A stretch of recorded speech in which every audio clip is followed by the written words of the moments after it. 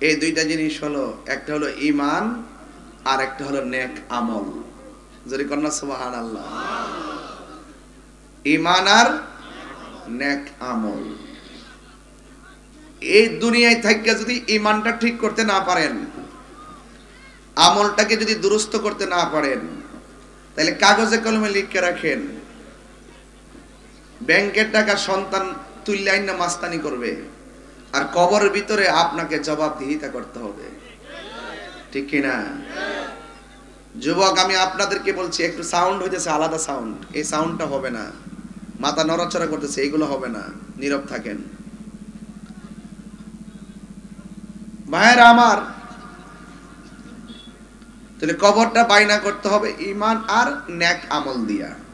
এতে কোনো সন্দেহ আছে? মরার পরে কি ঈমান ঠিক করার সুযোগ আছে? আমল করার সুযোগ আছে? নাই। যা করবেন মরার আগেই করে যেতে হবে। পচা বীজ যদি আপনি মাটির নিচে লাগান, গাছ উঠবে? ইন্নাকা লা তাজনি মিনাশ শাওকিল ইনাব। আঙ্গুরের গাছ থেকে কাঁঠালের আশা করা যায়? মাটির উপরে থাইকা নবীর সঙ্গে গাদ্দারি কইরান, মাটির উপরে থাইকা ওলি আল্লাহর সঙ্গে বিয়াদবি কইরা, মাটির উপরে থাইকা কোরআনের বিরুদ্ধে কথা বইলা, মাটির উপরে থাইকা মা বাবার বুকে লাথি মাইরা মাটির নিচে যায় আপনি জান্নাতের গালিচা পাবেন, এই আশা করা ভুল। এই জন্যই বলছি ইন্নাকা লা তাজনি মিনাশ শাওকিল ইনাব। আঙ্গুরের গাছ থেকে কাঁঠালের আশা করা যায়?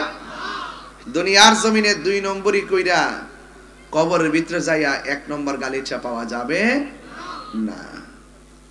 তো এই জন্য আজকের এই প্রোগ্রামটা যাদের স্মরণে, এদেরকে খেয়াল করি আমি কথাগুলো বলতেছি বোঝার জন্য।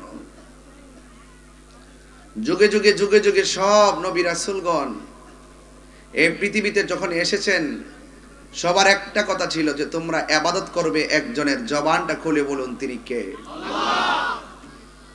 তা আমার আজকের আলোচনার বিষয় হলো 3টা। কয়টা? 3টা। এই 3টা বিষয় আমি আপনাকে অক্ষর অক্ষরে বুঝাই দেওয়ার চেষ্টা করব। 1 নম্বর হলো আল্লাহর ইবাদত। রাসূল করিম সাল্লাল্লাহু আলাইহি সাল্লাম বলছেন, সব মাফ করে দিলেও 3 প্রকার মানুষকে আল্লাহ পাক মাফ করবে না। 1 নম্বর হলো যারা আল্লাহর সঙ্গে শরীক করে। 1 নম্বরে কি? যারা আল্লাহর সঙ্গে শরীক করে। শিরক মানে আল্লাহর সমকক্ষ কাউকে মনে করা, এটা হলো শিরক। ইন্নাশ শিরকা লা যুলমুন আযীম। নিশ্চয়ই শিরকের গুনাহটা হলো সবচাইতে বড় গুনাহ। আপনারা রানিয়ারার মানুষ, বিষ্ণুপুরের মানুষ তো নবী বান্ধব মানুষ, ওলি বান্ধব মানুষ। আপনারা জবানটা খুললা কোন, আল্লাহ কি 2 জন না 1 জন? সন্দেহ আছে নাকি? যদি সন্দেহ করেন, তাইলে ওই যে বলছি আল্লাহ পাক এই শিরককে, মুশরিককে কখনো মাফ করবে না।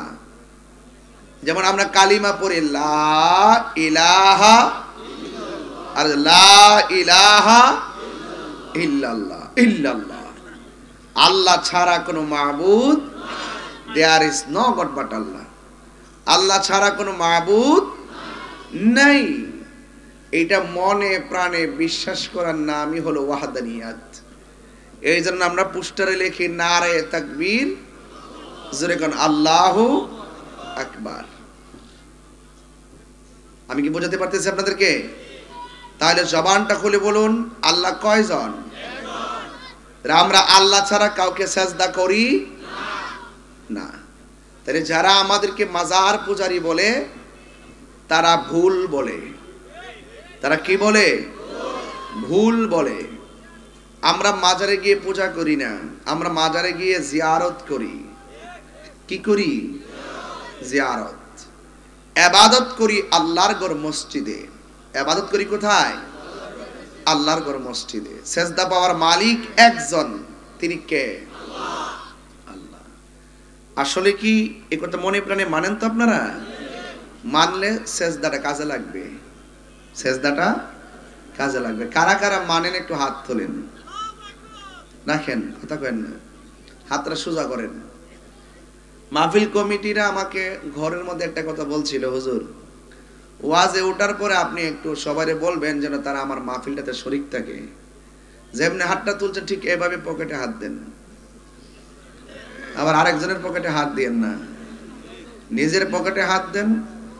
যে যা দিবেন গুরুস্থানটা খেয়াল করে টাকা দেন।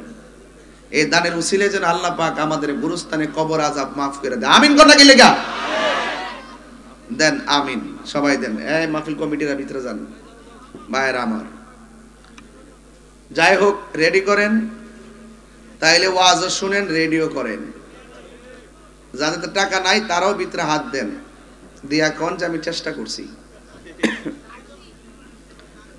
ভাইরা আমার, আপনারা যে মারহাবা বলবেন এটাও সওয়াব হবে। জোরে কোন না মারহাবা। ভাইরা আমার, তাহলে সেজদা পাওয়ার মালিক হলো একজন, তিনি কে? আল্লাহ, এতে কোনো সন্দেহ নাই। ভাইরা আমার, এই জীবনটা অনেক তুচ্ছ, আখিরাতের তুলনায় এই দুনিয়াটা কিছু না। আখিরাতের দিন, আখিরাতের সময় আর এই দিনের সময় অনেক পার্থক্য। সবাই দুরূদ শরীফের মাধ্যমে টাকাটা দেন, সওয়াব হবে ইনশাআল্লাহ। আল্লাহুম্মা সাল্লি আলা, মাশাআল্লাহ,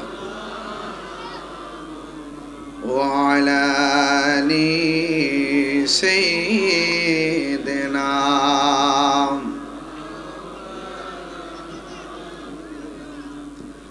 লা ইলাহা,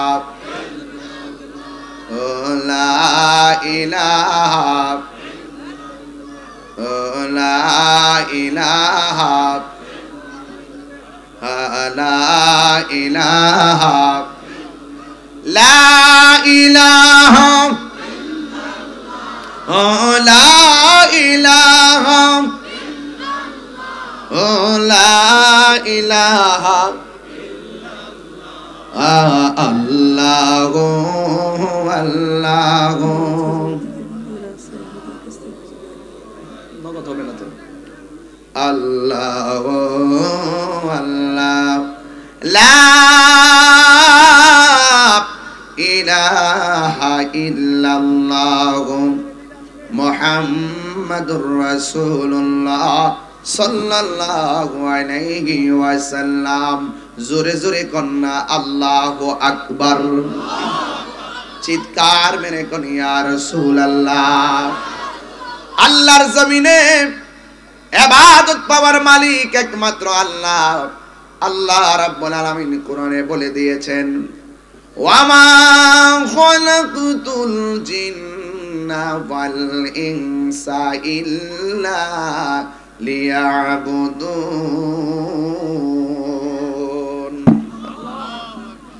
আল্লাহ রাব্বুল আলামিন বলেন, আমি মানুষ এবং জিন জাতিকে সৃষ্টি করেছি একমাত্র আমি আল্লাহর গোলামি করার জন্য। আমি শুরুতেই বলছি আমি আল্লাহর ইবাদতেরই কথা বলবো। আজকে হাসতে হাসতে জীবন শেষ হইয়া যাইতেছে, সম্পদের পাল্লায় পড়া জীবন শেষ হইয়া যাচ্ছে, দুনিয়াদারি করে করে জীবন শেষ হইয়া যাইতেছে। অথচ আমরা জানি না এই সময়টার দাম কত। আরে আজকে তো আমি আসার সময় ঢাকার একটা সন্তান, বয়স মাত্র 2 মাস হবে, ঠান্ডা লাগার পরে নাকি নিউমোনিয়া হইয়া গেছে। আমারে ফোন দিয়া বলল বাচ্চাটা শ্বাস ফালাইতে পারে না, আইসিইউতে আছে। যুবক ভাইয়ের আমার, শ্বাস যে কত দামি, এই শ্বাস আমরা স্বাধীনভাবে ফালাইতেছি কিন্তু টের পাই না। ও বন্ধুরে, এই শ্বাস আমরা ফালাইতেছি কোনো টের পাই না। আল্লাহ আমাদেরকে নদীর পাড়ের বাতাস খাওয়াইতেছে, টের পাই না। একবার শ্বাসটা যখন টানতে কষ্ট হয়, দৌড়াই আইসিইউর ভিতরে চলে যায়। একটু শ্বাসের জন্য আমরা কি করি, দিনে দিনে 25,000 টাকা গনে দিতে হয়। একটা বাল্ব চলে গেলে হাজার হাজার টাকা গনতে হয়, একটা কিডনি চলে গেলে হাজার হাজার টাকা গনতে হয়। ও বন্ধু, আল্লাহ আমরারে কেমন নিয়ামত পার্টস গুলা দিয়া দিয়েছে। এই মাথার মধ্যে যে এই মগজটা আমার আল্লাহ দিয়েছেন, এই মগজের উপরে আমার আল্লাহ রগগুলা, এতগুলা রগ দিয়া মগজটারে বাইন্ডিং করছে, ব্রেইনটারে বাইন্ডিং করছে।